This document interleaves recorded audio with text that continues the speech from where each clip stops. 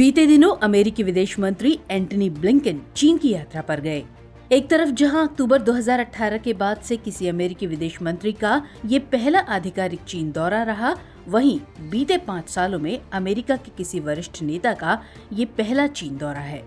साथ ही ब्लिंकन 2021 में Joe Biden के राष्ट्रपति बनने के बाद उनकी कैबिनेट के पहले मंत्री हैं जो चीन पहुंचे हैं। ब्लिंकन का ये दौरा इसलिए खास है क्योंकि चीन और अमेरिका के बीच लंबे वक्त से तनाव जारी है और ऐसे में इस दौर को रिश्तों में बनी तल्खियों को कम करने की कोशिशों के तौर पर देखा जा रहा है। एंटनी ब्लिंकन सबसे वरिष्ठ अधिकारी हैं जो बातचीत आगे बढ़ाने के लिए चीन पहुंचे हैं। 1972 में अमेरिका के राष्ट्रपति रिचर्ड निक्सन ने चीन का 8 दिनों का ऐतिहासिक दौरा किया था, जिसके बाद दोनों देशों के बीच संबंधों के एक नए अध्याय की शुरुआत हुई। इसलिए ब्लिंकन के दौरे को भी अहम माना जा रहा है। आने वाले समय में चीन और अमेरिका के राष्ट्रपति G20 की बैठक में भारत आ सकते हैं। उससे पहले अमेरिकी विदेश मंत्री के चीन जाने के कई मायने निकाले जा रहे हैं। दरअसल दोनों ही देश प्रमुख वैश्विक शक्तियां हैं। साथ ही दोनों के बीच भू राजनीतिक प्रतिद्वंदिता भी है। क्वाड में भारत और अमेरिका साथ हैं और चीन के वर्चस्व को कम करने के लिए इस समूह का गठन हुआ है। ऐसे में ये एक बड़ा सवाल है कि अगर चीन और अमेरिका के रिश्ते सुधरे तब भारत पर इसका क्या असर पड़ेगा। इसके अलावा एक सवाल ये भी है कि क्या वाकई चीन और अमेरिका के रिश्तों में सुधार आ सकता है। तो आइए ये सब समझने की कोशिश करते हैं। अगर अमेरिका और चीन के बीच रिश्तों की बात करें तो बीते कुछ सालों से कई मुद्दों पर दोनों सुपर पावर्स के बीच असहमति रही है। ये बात ज्यादा पुरानी नहीं है कि यूक्रेन संकट के दौरान अमेरिका ने चीन पर हथियार के जरिए रूस को मदद करने का आरोप लगाया था और तब दोनों मुल्कों के बीच तल्खी बढ़ गई थी। हालांकि बाद में अमेरिका ने अपने इन दावों से कदम पीछे खींच लिए थे। फिर ये भी हाल ही की बात है कि जब अमेरिकी सांसद और अमेरिकी कांग्रेस के निचले सदन की स्पीकर नैन्सी पेलोसी ताइवान गई थी, तब चीन और अमेरिका के बीच तल्खियां अपने चरम पर पहुंच गई थी। ताइवान के आसपास के इलाकों में चीन ने मिसाइल तक दाग दिए थे। एक अलग मुद्दा ताइवान की खाड़ी और दक्षिण चीन सागर का भी है। ताइवान की खाड़ी और दक्षिण चीन सागर में अमेरिकी और चीनी युद्धपोत लगातार नजर आते हैं। इसे लेकर भी विवाद रहता है। चीन इन इलाकों को अपना बताता है जबकि अमेरिका इन्हें अंतर्राष्ट्रीय समुद्री रास्ते बताता है। इसके अलावा दोनों मुल्कों के बीच व्यापार के मसले पर जंग, इंडो पैसिफिक को लेकर वर्चस्व की लड़ाई जैसे तमाम मुद्दे हैं जिन्हें लेकर दोनों देश कई सालों से लड़ रहे हैं। ऑस्ट्रिया की राजधानी वियना में अमेरिका ने चीन को चेतावनी दी कि अगर चीन रूस को सैन्य मदद या फिर आर्थिक मदद देता है तो इसके गंभीर परिणाम हो सकते हैं। लेकिन ऐसा लग रहा है कि अब अमेरिका के रुख में बदलाव आ रहा है। अमेरिका अब टकराव की राजनीति को विराम देना चाहता है। अब सवाल है कि आखिर ऐसा क्यों?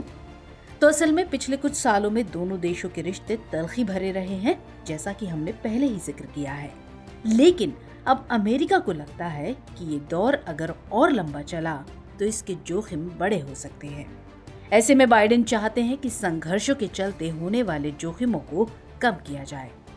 वहीं इंडो पैसिफिक और दक्षिण चीन सागर में भी दोनों देशों के बीच संघर्ष जारी है। इसलिए अमेरिका चाहता है कि इस बारे में बात की जाए ताकि इससे संघर्ष का जोखिम कम हो। इसके अलावा एक ये भी तथ्य है कि चीन के साथ प्रतिद्वंदिता के चलते अमेरिका को व्यापार में बेहद नुकसान उठाना पड़ रहा है। इसके अलावा दूसरी बात ये कि हाल के दिनों में ये चर्चा जोरों पर है कि यूक्रेन संकट के बाद वैश्विक व्यवस्था में बदलाव दिख रहा है और अमेरिका पहले की तरह ताकतवर नहीं रहा और चीन जल्दी ही अमेरिका की जगह ले सकता है। एक रिपोर्ट ने ये भी दावा किया है कि 2027 तक चीन की अर्थव्यवस्था अमेरिका को पछाड़कर दुनिया में सबसे बड़ी बन जाएगी। तो इन तमाम बातों के चलते अमेरिका चीन से तल्खियां कम करना चाहता है ताकि किसी तरह अपने नुकसान को कम कर चीन को आगे बढ़ने से रोका जा सके और किसी भी सैन्य संघर्ष की आशंका को खत्म किया जा सके। हालांकि बाइडेन प्रशासन का ये भी दावा है कि वो वैश्विक प्राथमिकताओं को ऊपर रख रहे हैं और इसलिए भी वो आपसी मतभेदों को खत्म करना चाहते हैं। अब इसमें सवाल उठता है कि अगर चीन अमेरिका रिश्ते सुधरे तब भारत पर इसका क्या असर पड़ेगा। तो हालिया समय में हम ये शोर लगातार सुनते रहे हैं कि अमेरिका भारत के साथ अपने रिश्तों को मजबूत कर रहा है। रूस से अपने संबंध लगातार बेहतर करने के बावजूद, लगातार रूसी तेल खरीदने के बावजूद और यूक्रेन संकट पर अमेरिका का साथ न देने के बावजूद अमेरिका ने भारत के साथ अपने रिश्तों को जिंदा रखा हुआ है। इसकी वजह है कि बढ़ती भू राजनीतिक लड़ाई में अमेरिका भारत को नाराज नहीं करना चाहता, क्योंकि जब चीन और रूस जैसी महाशक्तियां एक खेमे में हैं, तब अमेरिका के लिए भारत का बड़ा महत्व है। उसे लगता है कि भारत हिंद प्रशांत क्षेत्र में बढ़ रहे चीन के प्रभाव की काट हो सकता है। लेकिन एक सवाल यहाँ पर अहम है कि अगर चीन और अमेरिका करीब आए तो क्या भारत अमेरिका की जरूरत नहीं रह जाएगा? तो ऐसे में जानकार बताते हैं कि ऐसा नहीं है। असल में आने वाले महीनों में G20 की बैठक नई दिल्ली में होने वाली है और भारत इसकी मेजबानी करने वाला है। जिनपिंग और जो बाइडेन दोनों के भारत आने की उम्मीद है। दोनों के बीच बातचीत और मुलाकात के कयास भी लगाए जा रहे हैं। ऐसा माना जा रहा है कि अगर चीन के साथ अमेरिका के रिश्ते सुधरे तो चीन भारत सीमा पर तनाव कम हो सकते हैं। इसमें एक बात समझनी होगी कि भारत और चीन के बीच तल्खियों के बावजूद दोनों देशों के बीच आपसी व्यापार लगातार बेहतर हो रहे हैं। दरअसल पिछले साल दोनों के बीच द्विपक्षीय व्यापार लगभग 135 अरब डॉलर का था। इसके बावजूद चीन भारत के साथ एक व्यापक साझेदारी की तलाश कर रहा है। वहीं दूसरी तरफ रूस से भारत के रिश्ते पहले से ही बेहतर है और रूस चीन का गहरा मित्र है। ऐसे में अगर अमेरिका के साथ भी चीन के रिश्ते सुधरे तो चीन पर अमेरिका और रूस दोनों का दबाव काम आएगा। फिर भारत के रिश्ते चीन से सुधर सकते हैं। मतलब ये कि अगर अमेरिका और चीन करीब आए तो भारत को इसका नुकसान नहीं होगा, बल्कि भारत फायदे की स्थिति में ही रहेगा।